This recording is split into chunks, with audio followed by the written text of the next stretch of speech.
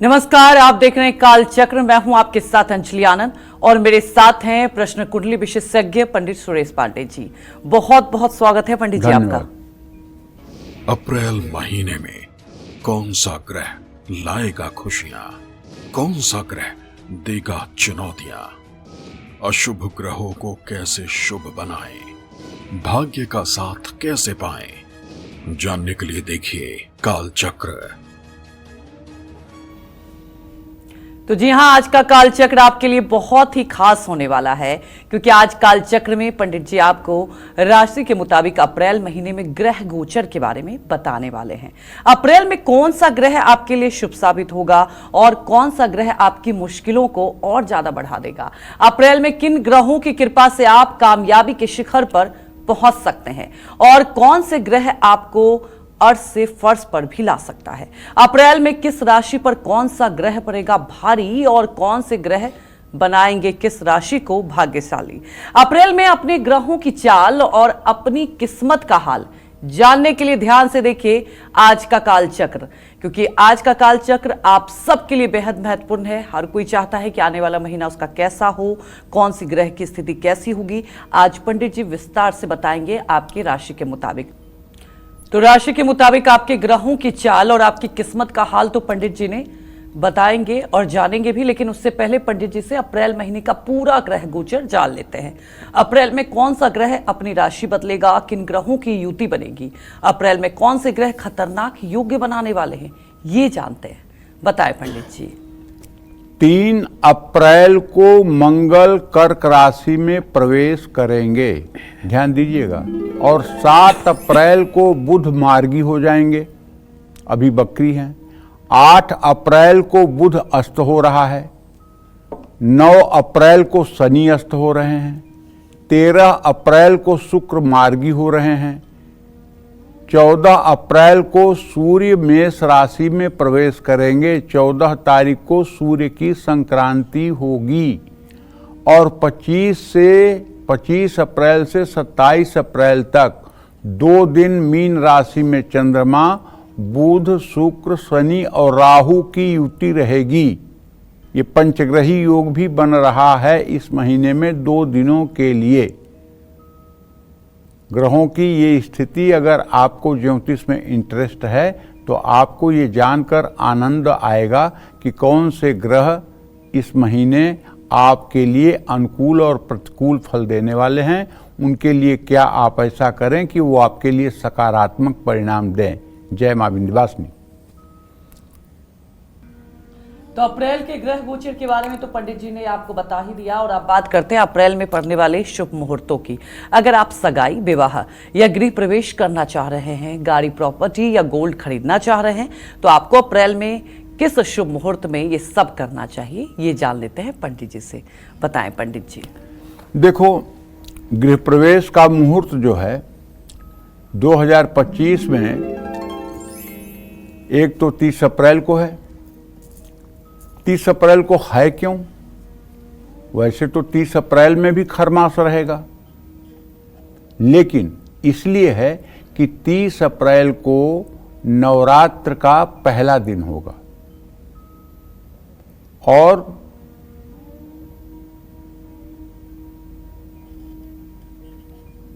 30 अप्रैल, क्षमा करिएगा, 30 मार्च को नवरात्र का पहला दिन है। 30 अप्रैल अर्थात महीने के आखिर में ये मतलब कि गृह प्रवेश का मुहूर्त है।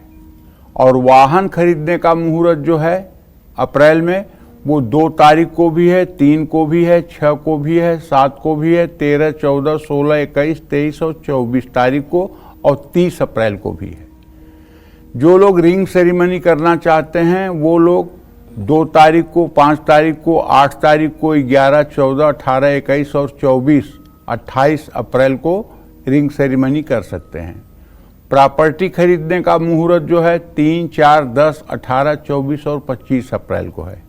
कारोबार शुरू करने का मुहूर्त 2 अप्रैल, 7 अप्रैल, 20 अप्रैल और 28 अप्रैल को है।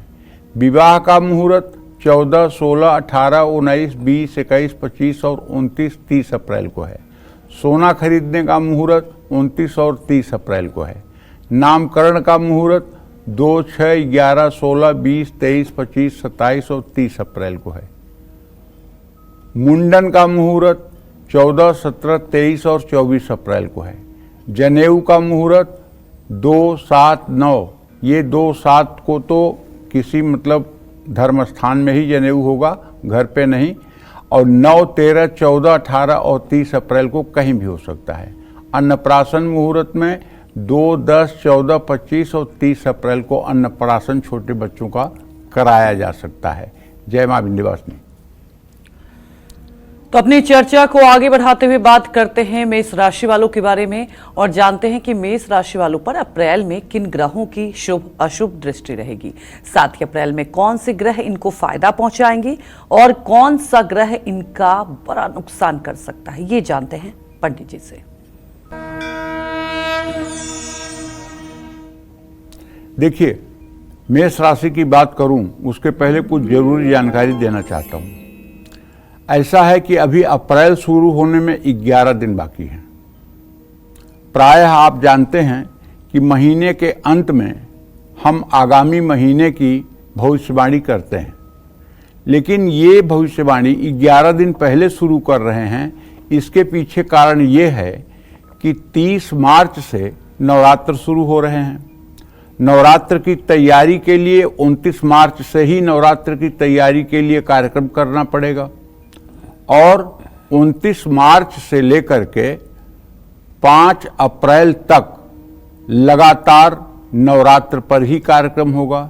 देवियों की उपासना और साधना पर ही कार्यक्रम होगा और 6 अप्रैल को रामनवमी पर कार्यक्रम होगा, तब वो 7 अप्रैल को रामनवमी होगी। तो इस हिसाब से देखा जाए तो अप्रैल महीने की भविष्यवाणी करने का समय नहीं मिल रहा है। इसलिए अप्रैल का महीना आपके लिए कैसा रहने वाला है, इसकी चर्चा पहले ही करना मैं उचित समझता हूं।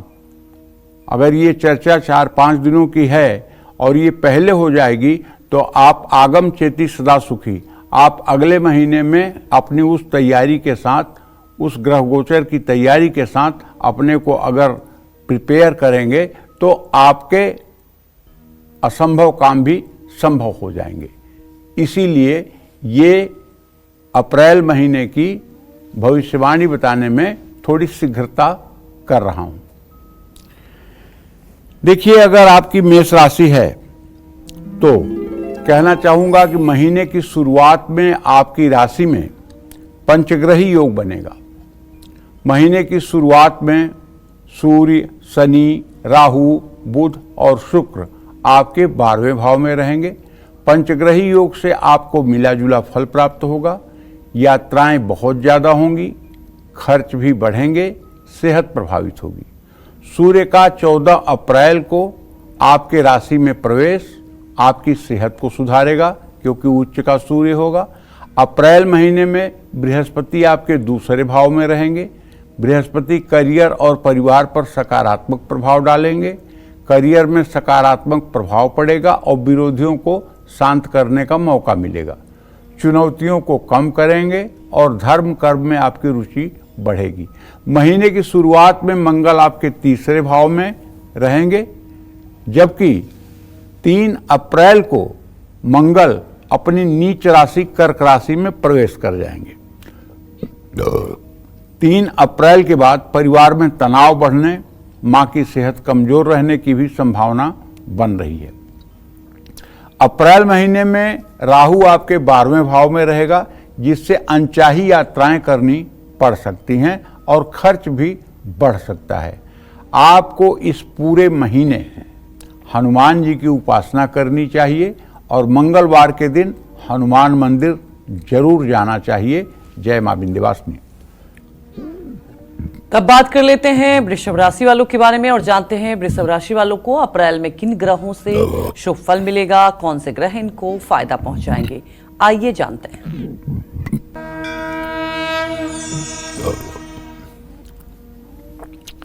अब वृषभ राशि के जातकों की बात करूं तो अप्रैल महीने में आपके 11वें भाव में सूर्य, बुध, शनि, शुक्र और राहु का पंचग्रही योग बन रहा है। पंचग्रही योग से आपको लाभ तो मिलेगा, आमदनी भी बढ़ेगी। महीने के मध्य में धन लाभ के भी योग बनेंगे। अगर आपकी वृषभ राशि है तो अप्रैल महीने में बृहस्पति आपकी राशि में ही रहेंगे, जो आपके सभी कामों को सफल बनाने में मदद करेंगे।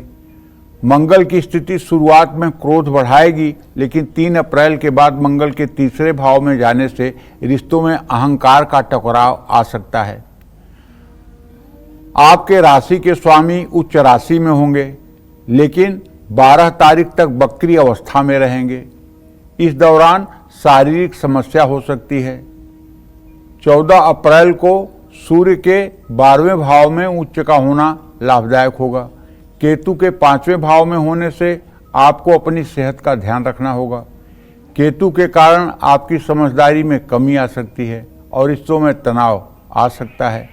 तो आपको चाहिए कि आप इस नवरात्र में 9 दिनों तक अगर हो सके तो, यदि आपकी अवस्था 15 साल से ज़्यादा और 60 साल से कम है तो आपको नवरात्र का व्रत पूरा करना चाहिए।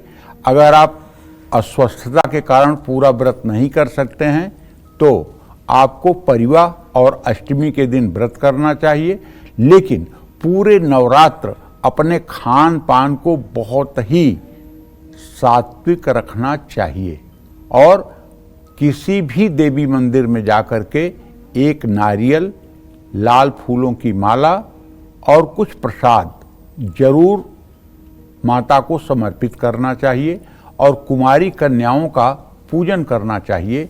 जय मां विंध्यवासिनी। तो ये हमारी एक दर्शक जुड़ चुकी हैं पूनम बिहार से। पूनम, आप अपने सवाल पूछ सकती हैं। प्रणाम पंडित जी। हाँ, सदा सुखी रहिए पूनम जी। जी, मेरा 2 प्रश्न है पंडित जी। पहला प्रश्न है अपनी लड़की के बारे में। 19/4/2003 का उसका जन्म है पंडित जी। उसको हम शादी के लिए सोच रहे हैं कि कहाँ शादी करें। उसका नाम है मुस्कान कुमारी, या प्राइवेट में करे या जॉब वाला में करे, खोजते हैं पंडित जी। तो कहीं मतलब किस दिशा में करे, कहाँ करे, मुझे समझ में नहीं आ रहा। मैं उसके लिए बहुत चिंतित रहती हूँ और उसका तबीयत भी बार खराब रहता है पंडित जी। और दूसरा सवाल है मेरे पति के बारे में। पति का उम्र है 55 साल, नाम है विनय कुमार जी। वो लोन लेना चाहते हैं तो किस महीने में ले, कैसे ले, कब सधेगा, कैसे क्या होगा, जरा बता दीजिए पंडित जी।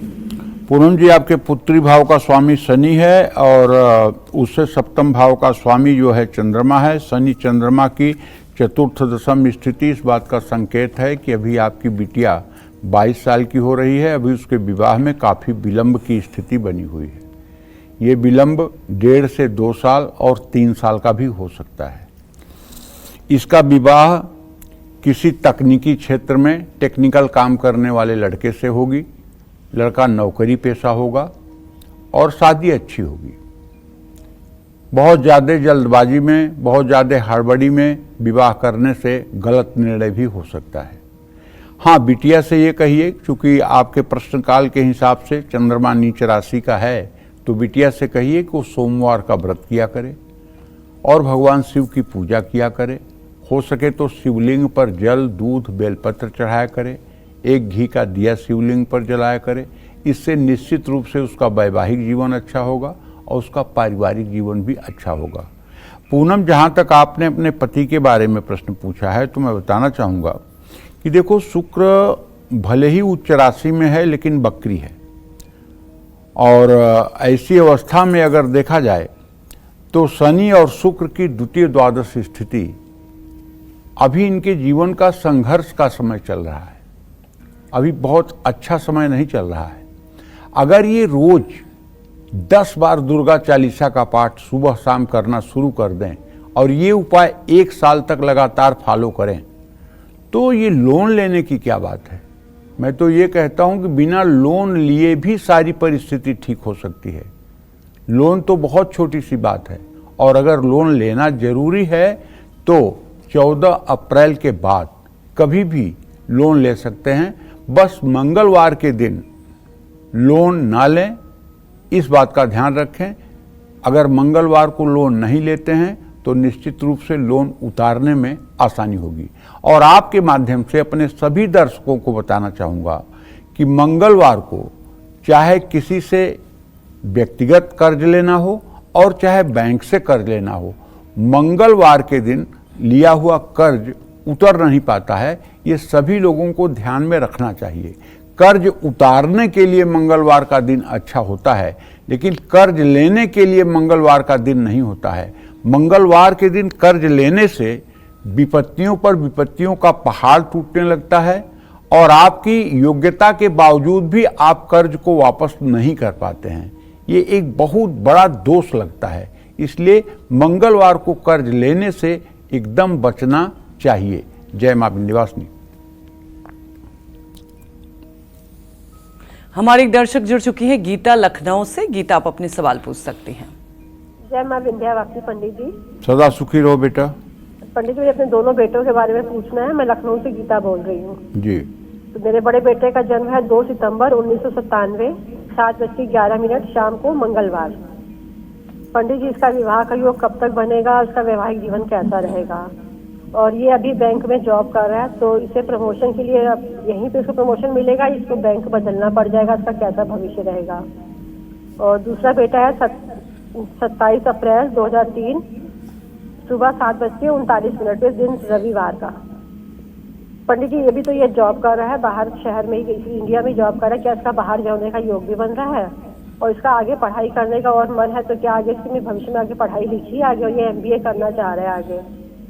और पंडित जी, कुछ दिन से इसके हाथ से बहुत नुकसान बहुत हो रहा है, या तो अपनी चोट चपेट लग जाती है इसको, या अपना सामान का कुछ नुकसान हो जाता है। कि क्या वजह है इसका, या क्या उपाय करें कि इसको ये नुकसान ना झेलना पड़े? देखिए, आपके बड़े पुत्र के विवाह के बारे में बताना चाहूँगा। नौकरी उनकी बहुत अच्छी चल रही है और एकदम संतोषजनक है, लेकिन उनके विवाह भाव का स्वामी बृहस्पति है, जो बुध के साथ इस समय तृतीय एकादश की स्थिति बनाए हुए है। मुझे पूरा विश्वास है कि 8 मई से लेकर 9 जून के बीच में इनके विवाह की बात कहीं तय हो जाएगी और नवंबर दिसंबर तक विवाह का संयोग बन जाएगा और अच्छा वैवाहिक जीवन रहेगा, इसमें कोई दो राय नहीं है। छोटे बेटे के बारे में जो आपने प्रश्न किया है, तो उसके बारे में आपको बताना चाहूँगा कि सूर्य और शनि की स्थिति द्वितीय द्वादस्थ होने के बावजूद ये लड़का टैलेंटेड है, इसमें कोई दो राय नहीं है, और बहुत ही क्रिएटिव है, इसमें भी कोई दो राय नहीं है। लेकिन पहली बात तो ये मान के चलिए कि अभी बहुत अच्छा भाग्य का साथ नहीं मिल रहा है। अभी इसके प्रतिभा के अनुरूप इसको सफलता नहीं मिल पा रही है। अभी ये सफलता मिलने में, जहाँ तक मेरा अनुमान है, कि हो सकता है कि मार्च 2026 तक का भी समय लगे। और जहाँ तक हायर एजुकेशन की बात है और पढ़ाई की बात है, तो सूर्य और बृहस्पति की स्थिति को देखते हुए ये कहा जा सकता है कि ये जो आगे स्टडी करना चाहता है उसमें कोई बाधा नहीं आएगी, उसे कर पाएगा। जय मां विंध्यवासिनी। तो अब बात करते हैं मिथुन राशि वालों के बारे में। अप्रैल में मिथुन राशि वालों के लिए कौन सा ग्रह परेशानियों का कारण बनेगा और किस ग्रह से मिथुन राशि वालों को अप्रैल में सबसे ज्यादा फायदा मिलने वाला है, ये जान लेते हैं।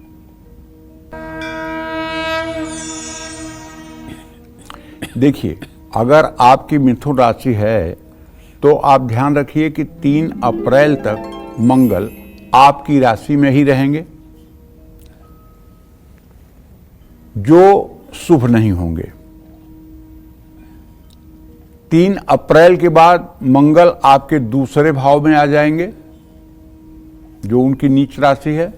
ये आपके लिए अशुभ है। किन मामलों में अशुभ है? आपकी जबान इतनी तीखी हो जाएगी, आपकी वाणी में इतनी कटुता आ जाएगी कि आप लोगों के निगाह में गिर जाएंगे। इसलिए ध्यान रखिएगा, 3 अप्रैल के बाद 45 दिनों तक अपने वाणी पर संयम रखिएगा, क्योंकि बातें हाथी पाइए, बातें हाथी पाँव। ये बात ही आदमी को पुरस्कार में हाथी दिलवाता है और ये बात ही आदमी की हाथी के पैर के नीचे दबवाता है। तो अगर आपकी मिथुन राशि है तो आपको आगामी 45 दिनों तक अपने वाणी का संयम रखना चाहिए। हाँ, द्वितीय भाव परिवार का भी है और नीच का मंगल होगा तो परिवार में भी कुछ समस्याएं आ सकती हैं, कुछ कारोबार में भी दिक्कत आ सकती है। आपके सेहत पर भी इसका बैड इफेक्ट पड़ सकता है। बुध और सूर्य की युति जो होने वाली है वो भी आपके स्वास्थ्य पर बुरा असर डाल सकती है। तो अप्रैल में आपके चौथे और 10वें भाव पर 6 ग्रहों का प्रभाव रहेगा जो उतार चढ़ाव लाएगा। बृहस्पति के 12वें भाव में होने से खर्चे बढ़ेंगे, लेकिन धार्मिक कार्यों पर। 14 अप्रैल से सूर्य के 11वें भाव में उच्च राशि में होने से थोड़ा सा आय स्रोत बढ़ेगा। वक्री शुक्र आपके वैवाहिक जीवन में तनाव ला सकता है, लेकिन 13 अप्रैल के बाद थोड़ी सी मुश्किलें कम होंगी। मंगल और शनि के कारण वैवाहिक जीवन में यदि आप विवाहित हैं तो मनमुटाव की स्थिति उत्पन्न हो सकती है। चौथे भाव में केतु के होने से भी परिवार में तनाव बढ़ता है। इन सब विषयों को ध्यान में रखते हुए अगर आप राम रक्षा स्तोत्र का पाठ करेंगे या गणेश चालीसा का पाठ करेंगे तो मुझे विश्वास है कि आपका जीवन सामान्य तरीके से अप्रैल महीने में व्यतीत होगा। जय मां विंध्यवासिनी। तो अप्रैल में कर्क राशि वालों को कौन सा ग्रह कष्ट देगा, कौन सा ग्रह सामान्य फल देगा और कौन सा ग्रह आपका भाग्योदय कराएगा, आइए जानते हैं। देखिए, कर्क राशि के जातकों को बताना चाहूंगा कि यदि आपकी कर्क राशि है तो अप्रैल के महीने में बृहस्पति आपके 11वें भाव में रहेंगे और एकादश भाव का कारक भी बृहस्पति है, तो इससे आपके भाग्य को मजबूती मिलेगी। बृहस्पति के कारण आपकी आर्थिक स्थिति सुधरेगी और वैवाहिक जीवन में भी सुख की संभावना बढ़ेगी। 3 अप्रैल के बाद मंगल आपकी राशि में संक्रमण करेगा। मंगल के ग्रह गोचर में आपको कई अवसर भी मिल सकते हैं, लेकिन चूंकि लग्नस्थ मंगल नीच का होगा इसलिए आपको क्रोध बढ़ सकता है। और एक बात और, यदि आप डायबिटीज और ब्लड प्रेशर के पेशेंट हैं और आपकी कर्क राशि है तब तो निश्चित रूप से क्रोध की अधिकता रहेगी। आपको अपने ब्लड प्रेशर और शुगर की मॉनिटरिंग करनी चाहिए और उसके अनुसार अपना खान पान परहेज रखना चाहिए। अप्रैल में शनि आपके 9वें भाव में जाने से परिवार के साथ यात्रा का संयोग बन सकता है, लेकिन आपको अपनी सेहत का भी ध्यान रखना होगा। सूर्य और शुक्र आपके 10वें भाव में स्थित हैं जो लाभ देंगे। 9वें और 10वें भाव में बुध के होने से आपके रिश्तों में काफी लाभ मिलेगा। कुल मिलाकर अप्रैल में ग्रहों का गोचर कर्क राशि के जातकों के लिए फायदेमंद साबित होगा, लेकिन अगर आप पूरे महीने भगवान शिव की आराधना करें और पूरे महीने भगवान शिव के मंत्रों का जप करें तो शायद सोने पे सुहागा होगा। जय मां विंध्यवासिनी। वहीं हमारे एक दर्शक जुड़ चुके हैं अतुल बरेली से। अतुल, आप अपने सवाल पूछिए।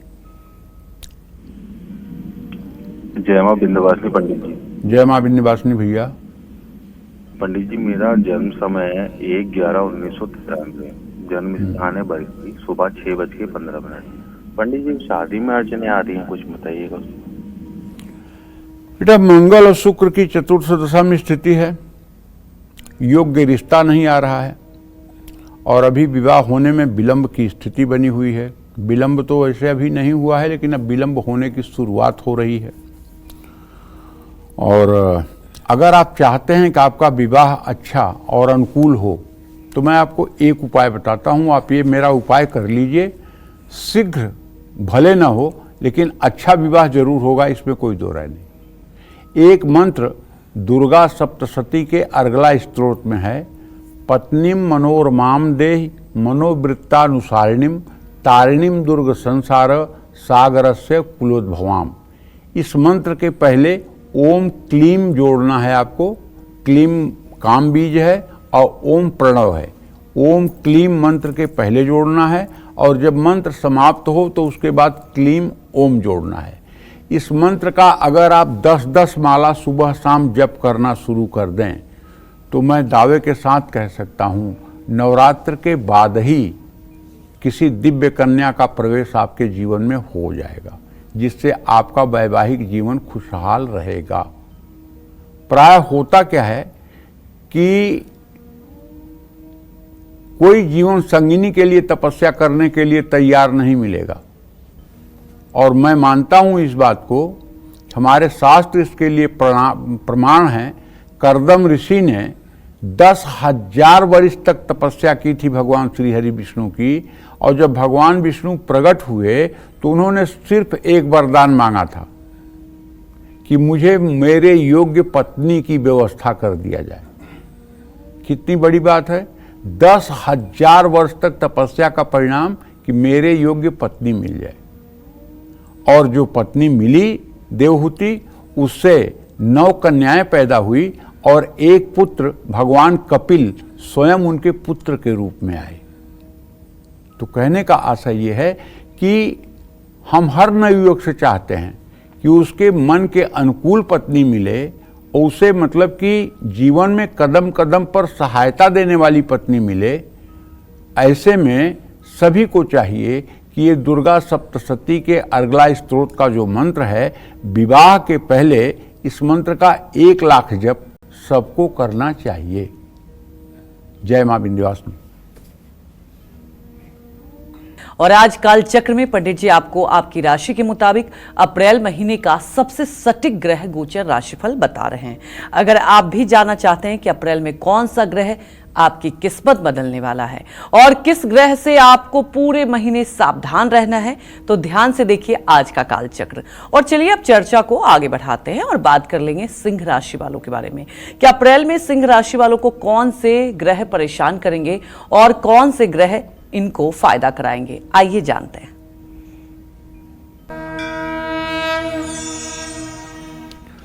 देखिए, मैं ये कहना चाहता हूं कि यदि आपकी सिंह राशि है तो आपकी जन्म पत्री के 8वें भाव में, चंद्रमा से 8वां भाव देखिएगा, लग्न से 8वां भाव देखेंगे तो गलती हो जाएगी। 8वें भाव में या आपकी सिंह लग्न भी हो या सिंह राशि हो, दोनों पर इसका असर दिखेगा। तो पंचग्रही योग बन रहा है। सूर्य, शनि, राहु, बुध और शुक्र आपके 8वें भाव में विराजमान रहेंगे। ये 5 ग्रह आपके सेहत के लिए ठीक नहीं हैं। इन ग्रहों के कारण अचानक जीवन में कुछ दुर्घटनाएं हो सकती हैं। बृहस्पति के 10वें भाव में होने से कुछ लाभ मिल सकता है, लेकिन आप दुश्मनों के षड्यंत्र के शिकार हो सकते हैं। शुक्र का मार्गी होना भी आपके कार्य क्षेत्र में कुछ सुधार ला सकता है। महीने की शुरुआत में मंगल आपके 11वें भाव में रहेंगे। 3 अप्रैल को मंगल आपके 12वें भाव में आ जाएंगे।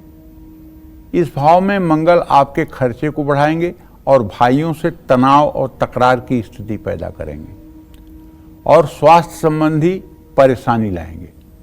हालांकि इस समय मंगल के कारण आप विदेश यात्रा के प्रबल योग से प्रभावित होंगे और विदेश जाने का भी संयोग बन सकता है। लेकिन एक बात बड़ी खुशी की है कि 14 अप्रैल को सूर्य आपके भाग्य स्थान में गोचर कर जाएंगे। ये आपके लिए सोने का सुहागा होगा। जैसे किसी संकट में पड़े हुए व्यक्ति को ऑक्सीजन लगा दी जाए, वैसे 14 अप्रैल को ये सूर्य देव आपके जीवन में ऑक्सीजन का काम करेंगे। और आप विश्वास करिए, आपकी सारी एंजाइटी, सारा डिप्रेशन और सारी हीन भावना क्षण भर में दूर होगी। ये आपके लिए अत्यंत लाभदायक समय है। इससे क्या क्या होगा? मान सम्मान बढ़ेगा, नौकरी में तरक्की होगी, सुंदर और सुखद यात्रा होगी। फिर कुल मिलाकर अप्रैल के महीने में आपको सूर्य से ही लाभ मिलने की संभावना है, क्योंकि सूर्य जब 24 तारीख को 10 डिग्री पर अपने उच्च राशि में होगा तो उस समय आपको कोई बड़ी उपलब्धि भी मिल सकती है। ऐसे में आपको नित्य प्रातः सूर्य को जल देना चाहिए।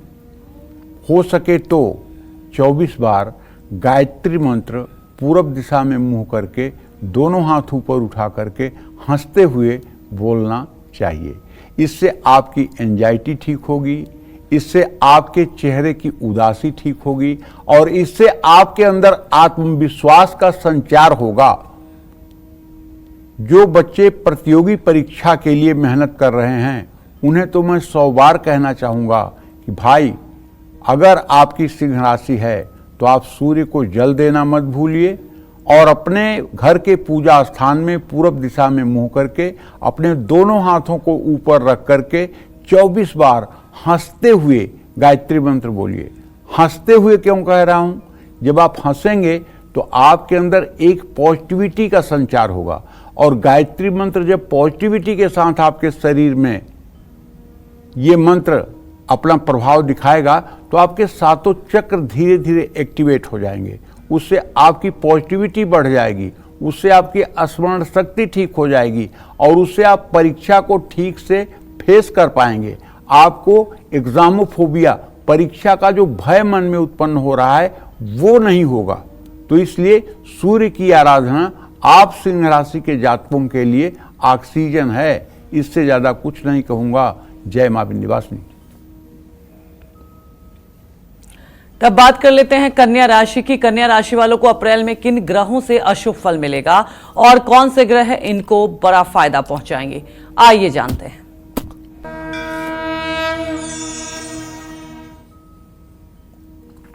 कन्या राशि के जातकों को बताना चाहूँगा, महीने की शुरुआत में सूर्य, बुध, शनि, शुक्र और राहु आपके 7th हाउस 7वें भाव में ट्रांजिट करेंगे, जो आपके लिए शुभ नहीं होगा। ये पारिवारिक और वैवाहिक जीवन और सेहत को लेकर के भी मुश्किलें खड़ी करेगा।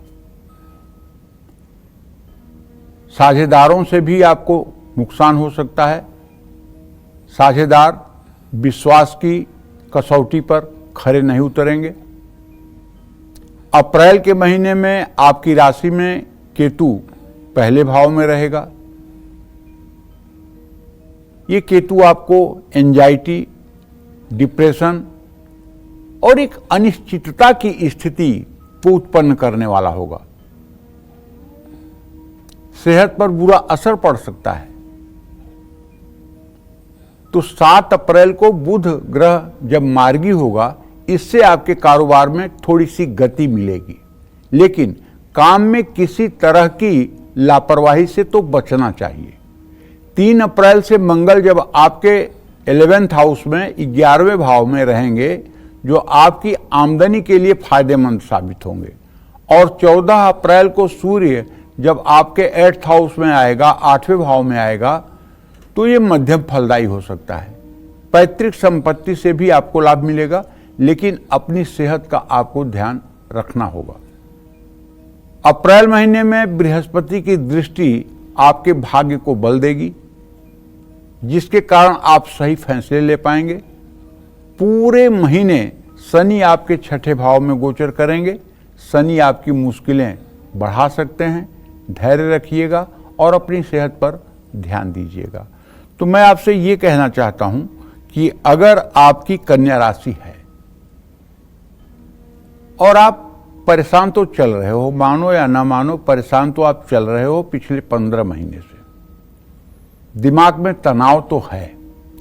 अगर इस अप्रैल महीने में तनाव मिटाना चाहते हैं तो एक तो नवरात्र में भगवती दुर्गा की आराधना करिए, लेकिन दुर्गा आराधना से पहले एक माला ओम गंग गणपतये नमः गणेश जी के इस मंत्र का जप जरूर करिए और एक माला भैरव का मंत्र ओम बंग बटुकाय नमः इस मंत्र का जप जरूर करिए। उसके बाद देवी के मंत्रों का जप करिए। यदि आप महिला हैं या पुरुष हैं और कन्या राशि के हैं और आप ये 2 उपाय पूरे नवरात्र कर लेंगे तो मुझे विश्वास है कि काफ़ी कुछ आपका जीवन राहत पूर्ण होगा। जय मां विंध्यवासिनी। तो तुला राशि वालों को अप्रैल में किन ग्रहों का साथ मिलेगा, कौन से ग्रह इनकी जिंदगी संवार देंगे और कौन से ग्रह इनका काम बिगाड़ सकते हैं, आइए जानते हैं। तुला राशि के जातकों को बताना चाहूंगा कि आपका राशि स्वामी शुक्र पूरे महीने छठे भाव में सूर्य, बुध, शनि और राहु के साथ गोचर करेगा। ये 4 ग्रह आपके सेहत को हिलाकर रख देंगे, क्योंकि छठा भाव रोग और शत्रु का स्थान है। शुक्र का इन ग्रहों के साथ होना आपके लिए शुभ नहीं है, क्योंकि शुक्र आपका राशि स्वामी है। लेकिन डरिएगा मत, नवरात्र 30 मार्च से शुरू हो रहा है और अगर आपने 30 मार्च को संकल्प ले लिया कि 9 दिन हमें भगवती की आराधना करनी है, तो कोई ग्रह आपका कुछ न बिगाड़ पाएगा। और ज़्यादा आपको अगर पढ़ना लिखना नहीं आता है, ज़्यादा आपको पूजा पाठ का ज्ञान नहीं है, तो मेरा एक कहना मानिए आप, दुर्गा चालीसा और विंध्येश्वरी चालीसा का नित्य सुबह शाम नवरात्र में पाठ करना शुरू कर दीजिए और एक दुर्गा जी का चित्र लगा करके उनके सामने धूप दिया जला करके थोड़ा सा कोई फल रख करके, गुड़ चीनी रख करके, हो सके तो काजू किशमिश मिश्री रख करके प्रसाद चढ़ा दीजिए। बाद में प्रसाद आप ही खाएंगे, कोई नुकसान नहीं होगा उसका, लेकिन ये करिए आप 9 दिन तक लगातार, फिर आपकी जिंदगी देखिए कैसे ठीक होती है। केतु आपकी सेहत को बिगाड़ सकता है, और सेहत कैसे बिगड़ेगी? तनाव के कारण, जबकि बृहस्पति आपके खर्चे बढ़ा सकता है। तो 3 अप्रैल से मंगल का जो ट्रांजिट आपके 10वें भाव में हो रहा है नीच राशि में, तो इससे भाई आपके रोजगार में मुश्किलें बढ़ सकती हैं। मंगल आपका गुस्सा बढ़ा सकता है, आपकी मम्मी को, आपकी माँ को ब्लड प्रेशर और शुगर ये परेशान कर सकता है। ऐसे में अचानक फैसले मत लीजिएगा। मंगल के गोचर में भी अगर आपको अपनी सेहत का ध्यान रखना है तो आपको चाहिए कि आप हनुमान जी की उपासना करते रहें। केतु और बृहस्पति के गोचर में आपको आर्थिक मुश्किलें भी आएंगी, लेकिन यदि आप धैर्य रखेंगे तो विश्वास रखिए 14 अप्रैल के बाद सूर्य का गोचर जब 7वें भाव में हो जाएगा तो फिर आपकी जय जयकार हो जाएगी। अप्रैल महीने में शनि और मंगल आपके रिश्तों को प्रभावित कर सकते हैं। तो मैं तो यही कहना चाहूँगा कि देखिए, अगर आपकी तुला राशि है तो ये 9 दिन के लिए जो एक अमोघ समय आ रहा है 30 मार्च से 6 अप्रैल का, इसमें भगवती की आराधना में तन्मय हो जाइए। पूरी शुचिता और सात्विकता के साथ भगवती की आराधना कीजिए। संसार की सारे स्त्रियों का सम्मान करिए, सबको श्रद्धा की दृष्टि से देखिए।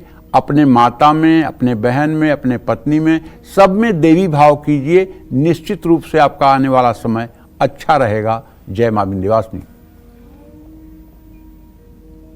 तो अप्रैल में वृश्चिक राशि वालों की जिंदगी में कौन सा ग्रह शुभ दृष्टि डालेगा और कौन सा ग्रह इनके लिए नई मुसीबतें कर लेगा, आइए जानते हैं। वृश्चिक राशि के जातकों को बताना चाहूंगा कि अप्रैल के महीने में आपके 5th हाउस में, पंचम भाव में पंचग्रही योग बन रहा है। ये पंचम भाव संतान, उपासना और विद्या का स्थान है। पंचग्रही योग में वृश्चिक राशि वालों को जीवन में उतार चढ़ाव का सामना करना पड़ेगा। आप ये सोच रहे होंगे कि जब ये विद्या का स्थान है, उपासना का स्थान है, संतान का स्थान है, तो इसमें क्या उतार चढ़ाव होगा? नहीं। बृहत पाराशर होरा शास्त्र में लिखा हुआ है कि नवमम पंचमम चैव विशेषम धन मुच्यते। ये बृहत पाराशर होरा शास्त्र में लिखा हुआ है। जो ज्योतिष के प्रेमी हमारे कार्यक्रम को देख रहे हैं उन्हें ये पढ़ना चाहिए। पंचम और नवम स्थान जो है, द्वितीय स्थान धन का स्थान है, लेकिन पंचम और नवम स्थान विशिष्ट धन का स्थान है। तो ऐसे में पंचम भाव में जब पापक ग्रह ग्रहण दोष बनाएंगे तो निश्चित रूप से जिंदगी में उतार चढ़ाव बनेगा। इसलिए मैं ये बात कह रहा हूं।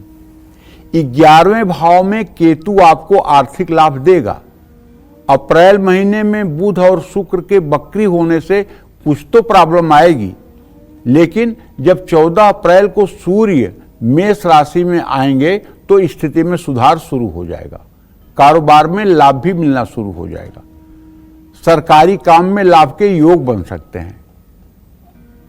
और आपके 7th हाउस में, सप्तम भाव में पत्नी के स्थान पर, पति के स्थान पर जो बृहस्पति है, ये निश्चित रूप से आपके चरित्र और आपके व्यक्तित्व में 4 चांद लगाएगा। अप्रैल महीने में बृहस्पति और शुक्र के कारण आपको लाभ भी मिलेगा। 13 अप्रैल के बाद शुक्र जब मार्गी होगा तो आपको फायदा होगा। देखिए, 8वें भाव में मंगल आपकी सेहत को कमजोर कर सकता है। मैं तो आपसे ये रिक्वेस्ट करूंगा कि यदि आप वृश्चिक राशि के जातक हैं तो मेरा कहना मानिए, आप पूरे महीने इलेक्ट्रिक का काम मत करिए। कहीं भीड़ भाड़ जहां ज्यादा हो ऐसे स्थान पर सायंकाल मत जाइए। बहुत ज्यादा भीड़ भाड़ वाली जगह पर सायंकाल उसका हिस्सा मत बनिए, इससे दुर्घटना हो सकती है। विद्युत से, बिजली से, विस्फोट से नुकसान हो सकता है। इसके लिए मैं चाहूंगा कि आप हर रोज हनुमान चालीसा का पाठ करके ही घर से निकलें। जय मां विंध्यवासिनी। तो चलिए अब बात कर लेते हैं धनु राशि वालों के बारे में। अप्रैल में धनु राशि वालों के लिए कौन सा ग्रह मुसीबत खड़ी करने वाला है और किस ग्रह की कृपा से धनु राशि वाले अपना भाग्य चमका सकते हैं, आइए जानते हैं। देखिए, जहां तक धनु राशि का प्रश्न है तो अप्रैल के महीने में राहु आपके 4th हाउस में जो अशुभ साबित होंगे। बुध भी राहु के साथ 4थे भाव में रहेगा, जो 7 अप्रैल तक आपके मन को भटका सकता है। लेकिन 7 अप्रैल को बुध के मार्गी होते ही स्थिति में सुधार आना शुरू हो जाएगा। शुक्र भी 4थे भाव में उच्च अवस्था में होगा, जो परिवार के लिए शुभ साबित होगा। 14 अप्रैल को आपके 5वें भाव में सूर्य आएंगे। सूर्य के कारण आत्मविश्वास बढ़ेगा, लाभ मिलेगा, संतान की उन्नति होगी। किसी विशिष्ट शैक्षणिक संस्थान में आपके बच्चों का एडमिशन हो जाएगा। 4थे भाव में शनि रहेंगे, ये परिवार के लिए थोड़ा चुनौतीपूर्ण हो सकता है। केतु के 10वें भाव में होने से नौकरी और कारोबार में अप डाउन की स्थिति रहेगी। महीने के शुरुआत में मंगल 7वें भाव में रहेंगे। ये मंगल उथल पुथल की स्थिति ला सकता है और खास करके आपके दाम्पत्य जीवन में खटास ला सकता है। इसलिए आपको चाहिए कि पारिवारिक जीवन को संयमित रखें। 3 अप्रैल से मंगल आपके 8वें भाव में चले जाएंगे, जो नई उम्मीद देंगे। बृहस्पति पूरे महीने 6ठे भाव में रहेंगे, जो आपके सेहत और खर्चों के लिहाज से ठीक नहीं है। अगर आप फैटी लीवर के पेशेंट हैं तो मैं आपसे आग्रह करूंगा कि आप अपने खान पान पर और दवाइयों पर ध्यान देते रहें, क्योंकि ये समय आपके सेहत के लिहाज से अच्छा नहीं है। जय मां विंध्यवासिनी। चलिए अब जान लेते हैं और बात करेंगे मकर राशि वालों के बारे में कि मकर राशि वालों को अप्रैल में किन ग्रहों से शुभ फल मिलेगा और कौन से ग्रह इनको फायदा पहुंचाएंगे, आइए जानते हैं।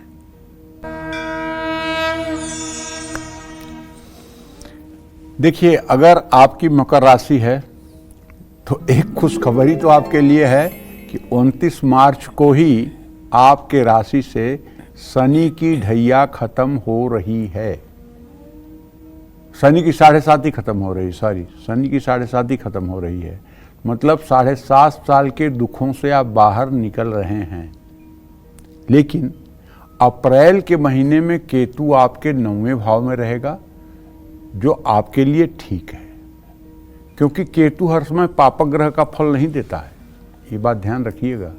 शनि आपके 3रे भाव में ट्रांजिट करेंगे, जो आलस्य थोड़ा सा बढ़ा सकते हैं। लेकिन 5वें भाव में बृहस्पति आपके भाग्य को मजबूत करेंगे, फैसले लेने की क्षमता को सुधारेंगे। 13 अप्रैल तक सूर्य 3रे भाव में रहेंगे और 14 अप्रैल को सूर्य आपके 4th भाव में गोचर करेंगे। सूर्य के कारण मकर राशि के जातकों को सरकारी क्षेत्र में लाभ मिलेगा, प्रमोशन मिल सकता है, बढ़िया अप्रेजल मिल सकता है, पारिवारिक जीवन भी शुभ रहेगा। और मंगल के गोचर में आपके कारोबार में उतार चढ़ाव की स्थिति आएगी, साझेदारों से भी मुश्किलें हो सकती हैं। 12 अप्रैल तक शुक्र चूंकि बकरी रहेगा और 13 अप्रैल से शुक्र मार्गी होगा, ऐसे में शुक्र के मार्गी होते ही आपको कार्यक्षेत्र में उपलब्धियां मिलनी शुरू हो जाएंगी। बुध के छठे भाव में होने से आपका क्रोध बढ़ सकता है, हालांकि बुध आपके लिए शुभ साबित हो सकता है। मैं कहना आपसे ये चाहता हूं कि आपको नित्य राम रक्षा स्तोत्र का पाठ करना चाहिए और हो सके तो हनुमान जी की भी उपासना करनी चाहिए। इससे आने वाला समय आपका मंगलमय होगा। जय मां विंध्यवासिनी। तो अब जान लेते हैं कुंभ राशि के बारे में कि कुंभ राशि वालों को अप्रैल में किन ग्रहों का साथ मिलेगा और कौन से ग्रह इनकी जिंदगी भी संवार देंगे, कौन से ग्रह इनका काम बिगाड़ सकते हैं, ये जान लेते हैं। कुंभ राशि के जातकों को बताना चाहूंगा ना कि 14 अप्रैल को सूर्य आपके तीसरे भाव में पराक्रम के स्थान में गोचर करेंगे। तीसरे भाव का सूर्य बहुत अच्छा होता है। हाँ, तो सूर्य के कारण आपका कॉन्फिडेंस लेवल, आपका आत्मविश्वास, आपका विल पावर देखने लायक होगा और इसी के प्रभाव से आप असंभव से असंभव कामों को चुटकी बजा के कर डालेंगे, लोग आपको देखते रहेंगे। 3 अप्रैल को मंगल जब कर्क राशि में प्रवेश करेगा और आपके 6 हाउस में प्रवेश करेगा तो मंगल के गोचर में आपको अपनी सेहत का ध्यान देना चाहिए और खास करके अगर रक्त जनित बीमारियों से आप पीड़ित हैं, ब्लड प्रेशर, शुगर, इन बीमारियों से यदि आप पीड़ित हैं तो मेरे भाई आप अपने ब्लड प्रेशर, शुगर की मॉनिटरिंग करते रहिएगा और दवा में कोताही मत करिएगा। मंगल आपका क्रोध, तनाव ये सब बढ़ा सकता है। तो 7 अप्रैल को बुध जब मार्गी होगा आपके दूसरे भाव में, तो बुध के गोचर में पैसे का लाभ तो होगा, परिवार में सुख शांति भी रहेगी, लेकिन महीने के बीच बीच में बुध खर्चा भी बढ़ाएगा। 13 अप्रैल को शुक्र मेष राशि में मार्गी होंगे और आपके तीसरे भाव में आ जाएंगे। शुक्र का गोचर आपके लिए लाभदायक साबित होगा। पूरे महीने शनि आपके पहले भाव में स्थित रहेंगे। शनि आप पर शारीरिक और मानसिक दबाव डालेंगे।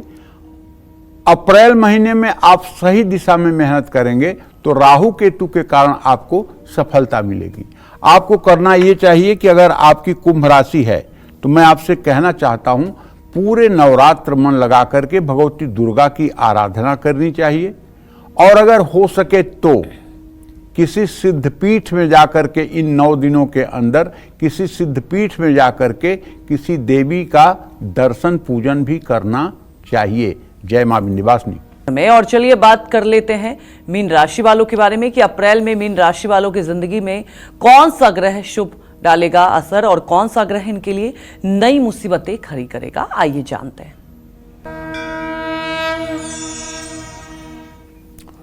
14 अप्रैल को सूर्य मेष राशि में आपके द्वितीय भाव में संक्रमण करेंगे। ऐसे में दूसरे भाव में जब सूर्य स्थित होंगे तो सूर्य का ये गोचर आपको पैसों का लाभ कराएगा और परिवार के लिए अच्छा होगा। 3 अप्रैल को मंगल जब कर्क राशि में प्रवेश करेगा और आपके 5वें भाव में रहेगा तो मंगल आपके क्रोध और अहंकार को बढ़ाएगा। 7 अप्रैल को बुध जब मीन राशि में मार्गी होकर आपके पहले भाव में प्रवेश करेगा तो बुध का मार्गी होना आपके लिए शुभ साबित होगा। 13 अप्रैल को शुक्र मेष राशि में मार्गी होगा और आपके दूसरे भाव में प्रवेश करेगा। शुक्र के गोचर से आपको आर्थिक लाभ मिलेगा और परिवार में सुख शांति रहेगी। अप्रैल महीने में शनि आपके 12वें भाव को भी प्रभावित करेंगे। शनि के कारण मानसिक तनाव होगा, और यात्राओं से नुकसान हो सकता है। पूरे महीने राहु मेष राशि में और केतु तुला राशि में रहेंगे। राहु और केतु के कारण जीवन में अचानक बड़े बदलाव आएंगे। राहु भ्रम में डाल सकता है, ऐसे में बड़े फैसले लेने के लिए सही समय नहीं होगा। और आपको चाहिए कि यदि आपकी मीन राशि है तो आप यदि महिला हैं तो आपको केले के पेड़ में रविवार को छोड़कर रोज जल और हल्दी डालना चाहिए। केले के पेड़ के नीचे थोड़ी सी चने की दाल भीगी हुई और गुड़ रख कर के भोग लगाना चाहिए और बाद में उसको किसी गाय को खिला देना चाहिए। ये उपाय आपके वैवाहिक जीवन को सुखी बनाएगा।